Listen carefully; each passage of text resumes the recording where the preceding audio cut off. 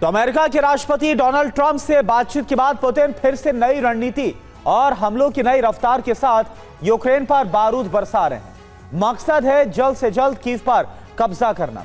Putin ने Donetsk देकर युद्ध विराम कराने का विकल्प जरूर दिया, लेकिन ज़ेलेंस्की इसके लिए राजी नहीं है और यही वजह है कि कीव समेत कई इलाकों में भारी रक्तपात की शुरुआत हो गई है।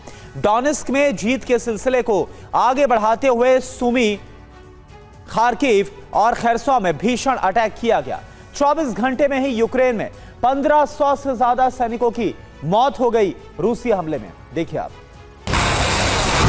ये रूसी सेना का मिशन 11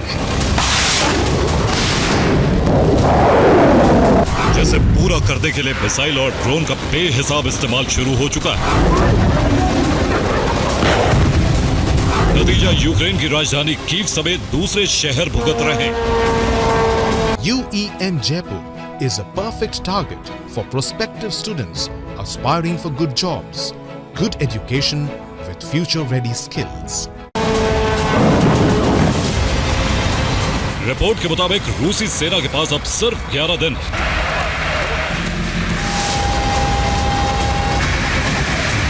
क्रेमलिन से जारी आदेश के मुताबिक रूसी फौज को कीव पर कब्जे के लिए सिर्फ 11 दिन का वक्त दिया गया है। पुतिन को यकीन है कि उनकी सेना ये लक्ष्य हासिल कर लेगी।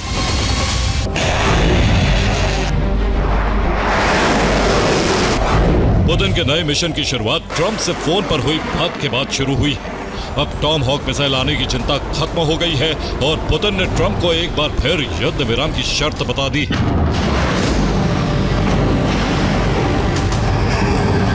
पहले मिशन 11 के बारे में बताते हैं।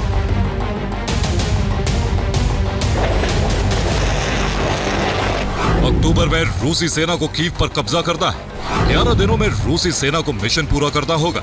11 दिनों की जंग को लेकर पुतिन ने रणनीति बना दी है।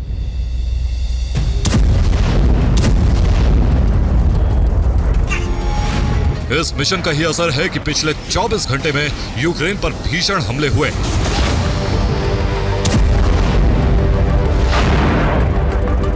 फ्रंट लाइन से लेकर कीव तक लगातार धमाके हो रहे हैं।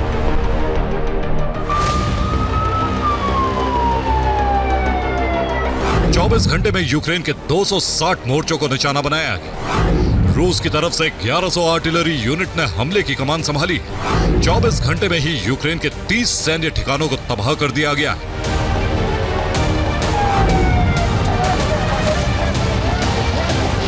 कीव, खार्किव, ज़ैपोरिज़िया जैसे इलाकों में तबाही के बीच अब फ्रंट लाइन पर सैनिकों का संघर्ष शुरू हो चुका है। रूस ने यूक्रेन को सरेंडर कराने के लिए यूक्रेनी फौज को टारगेट किया है।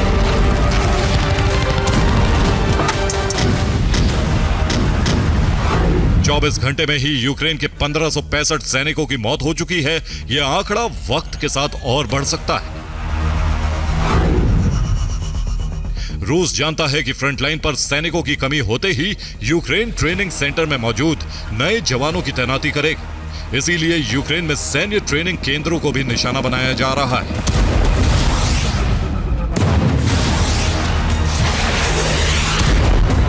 इससे पहले 16 अक्टूबर को सेना के ट्रेनिंग सेंटर पर हमला हुआ।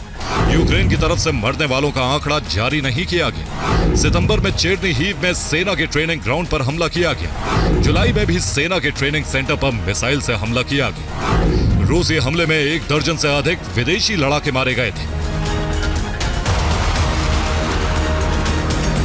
रूसी हमले की रफ्तार देखने के बाद यूक्रेन की पीएम यूलिया खुफिया प्रमुख के साथ नई रणनीति तैयार कर रही हैं।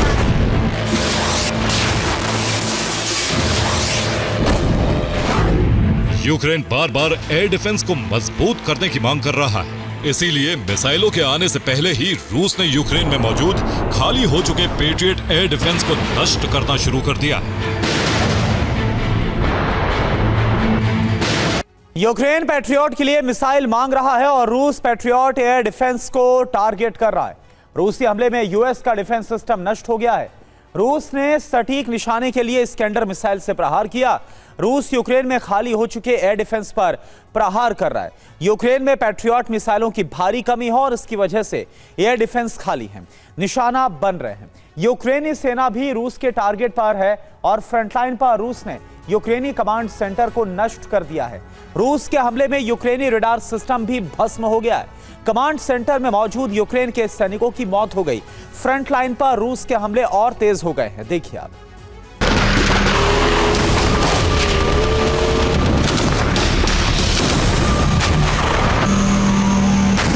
डोनेस्क में रूसी सेना तेजी से आगे बढ़ रही है और नए इलाके में रूसी झंडे लगा दिए गए।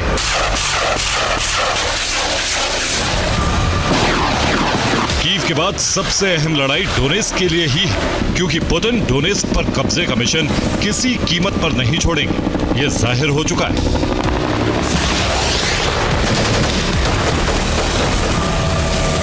रिपोर्ट के मुताबिक ट्रंप से बातचीत के दौरान पुतिन ने फिर शर्त दोहराई है। पुतिन ने कहा है कि डोनेस्क से यूक्रेनी सेना हटे तो युद्ध विराम हो सकता है। पुतिन ने यह भी कहा कि रूसी सेना ज़ेपोरिज़िया और खेरसोन से हट जाएगी।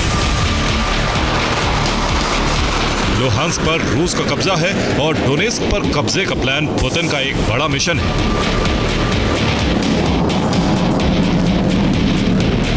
ताकि डोनबास रीजन को यूक्रेन से अलग किया जा सके, लेकिन ज़ेलेंस्की को यह मंजूर नहीं।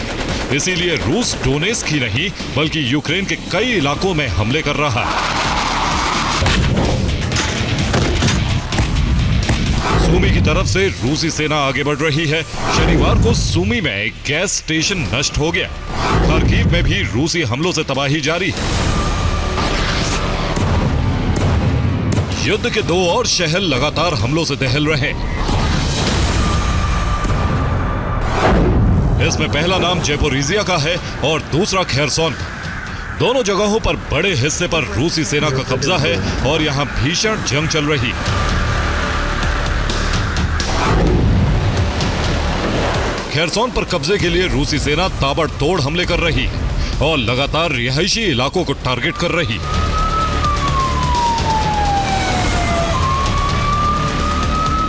खेरसोन युद्ध का डेंजर जोन बन चुका है, क्योंकि यहां पर रूसी ड्रोन का लगातार प्रहार हो रहा है।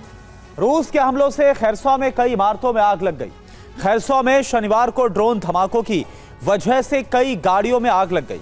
खेरसोन में कई लोग जख्मी हुए और रेस्क्यू का काम जारी है। खेरसोन में भारी तबाही का दौर जारी है। रूस बिजली केंद्रों को निशाना बना रहा है। रूस के हमलों से गैस पाइपलाइन में भी आग लग गई है। खेरसोन में लगातार हमले हो रहे हैं। देखिए आप।